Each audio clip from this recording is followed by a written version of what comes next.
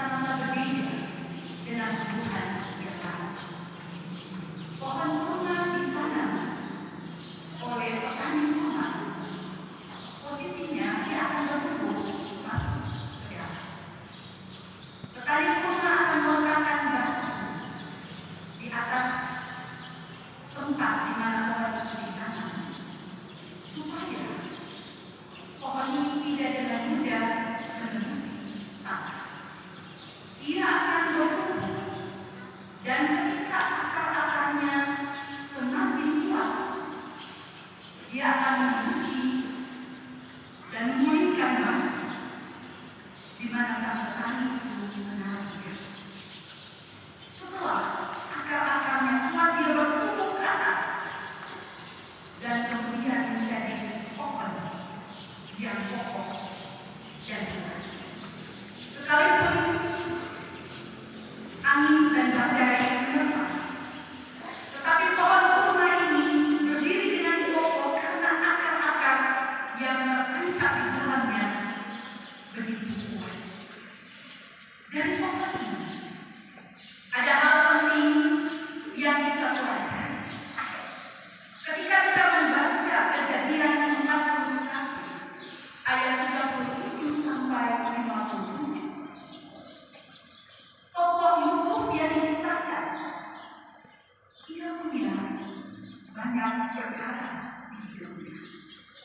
Sama seperti kita juga melewati hari-hari hidup sampai dengan 2 Juni 2024. Banyak perkara yang kita hadapi, dan kita mengakhirkan kata pepatah, segala sesuatu di bawah permukaan ini ada waktunya.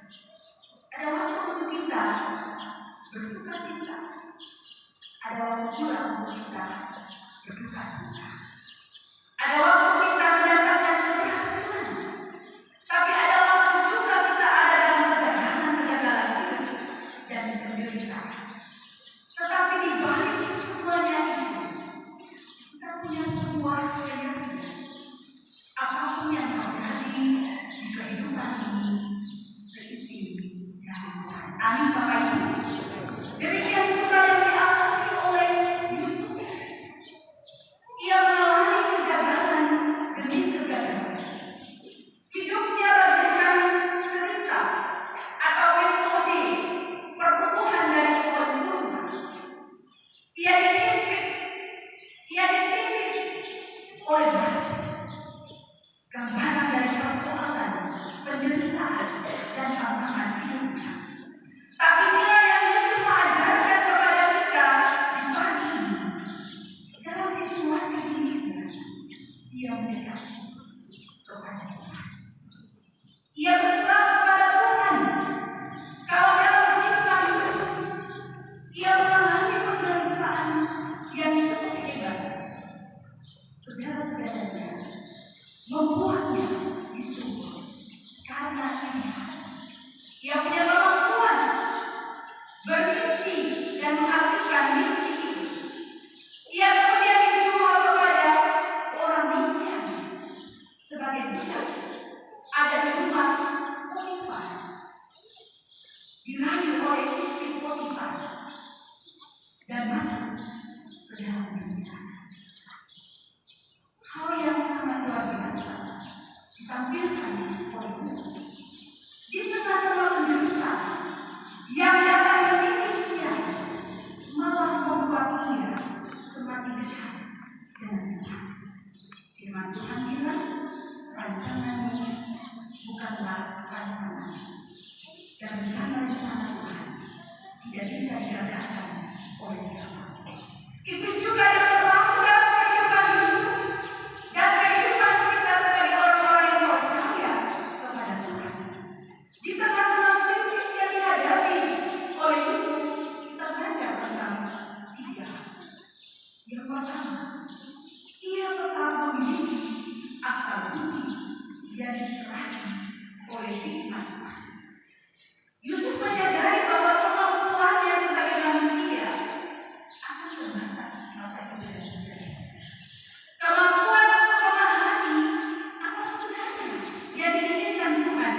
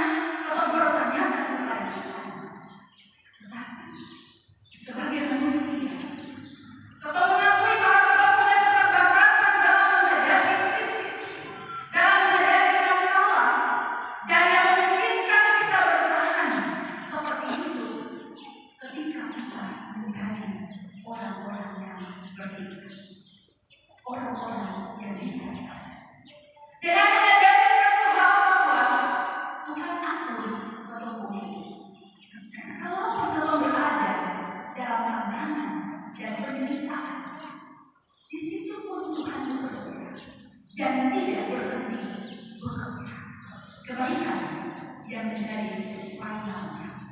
Kata saya di saat supaya kesulitan hidup itu tidak dapat menghampiri atau hidup sepandai dan sepintar apapun atau mengatur dan manajemen hidup, kesulitan tetap datang di kelompok. Tinggal bagaimana kita menghadapi kesulitan hidup ini yang datang dari dalam, tetapi juga yang datang dari luar. Dan kuncinya yang tadi disampaikan yang pertama, Yusuf memberi penegasan bahwa dengan memakai hikmat, akal budi dan kebijaksanaan, maka kita akan bisa mampu melewati tantangan dan krisis. Ia membuktikan itu ketika Firaun, penguasa yang menganggap dirinya dewa, ia juga mengaku kemampuan dan kehebatan manusia. Dan kemampuan ini bukan karena atau berasal dari dirinya, tetapi roh Allah, hikmat Allah yang bekerja dalam kehidupan Yusuf. Ia tidak pernah melupakan Tuhan, dan ia pun dari kegagalan ia mendapatkan keberhasilan. Kesuksesan prestise menjadi pejabat tinggi di Mesir, menolong orang-orang Mesir dalam masa kesulitan sesuai dengan arti mimpi yang ia nyatakan 7 tahun berlimpah dan 7 tahun berlimpah. Firaun memberikan kekuasaan kepada Yusuf. Hal yang luar biasa, dia hanya mengandalkan Tuhan, berserah kepada Tuhan. Dengan hikmat yang Tuhan kasih, maka ia bisa menjadi seorang penguasa yang hebat.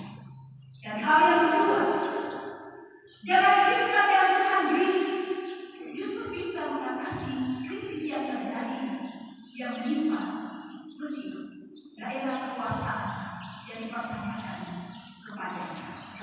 Dan hal yang ketiga, berkat yang tiada tadi, Bapak Ibu dan saudara-saudara, dengan analisis kekuasaan yang tiada tadi, ini bukan sesuatu yang membuat dia lupa diri.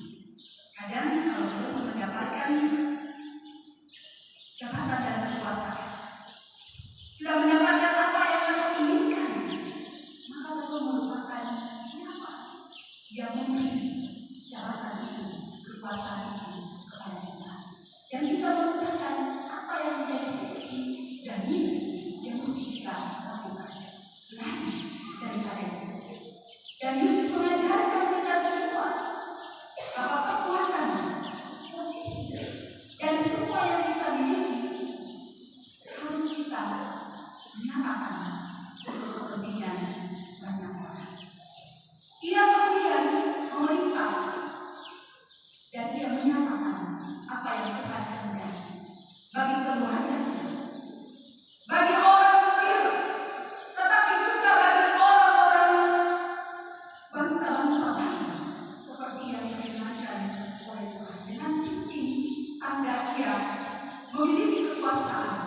Sebelumnya ia ditarik kereta sebagai budak, kini ia ada dalam kereta itu sebagai penguasa.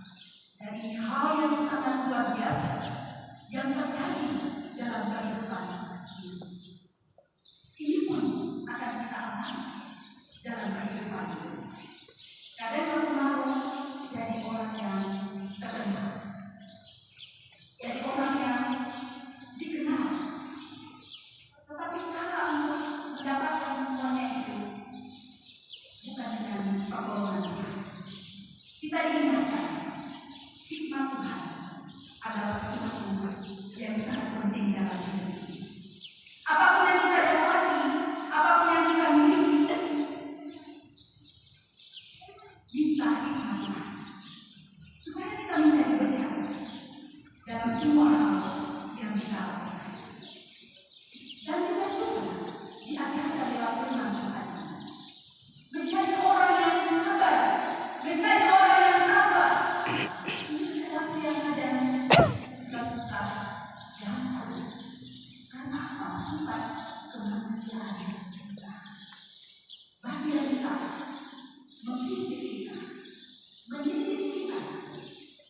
sebuah penderitaan dan tantangan.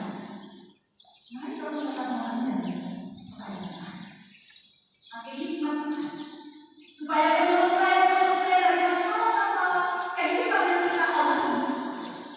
Kau tahu bahwa bukan menurut ketemunya kekuatan saja, tapi itu karena Tuhan. Dan Yusuf membagi kunci keberhasilan dalam hidup. Yang pertama, ia penuh dengan Roh Kudus. Saya mengajak orang yang dekat dengan Tuhan. Hidup ini, mereka perlu diwakili untuk mengisi kekuatan kita setiap hari. Karena kalau kita ada di titik-titik tertentu di hidup ini, kekuatan kita lemah.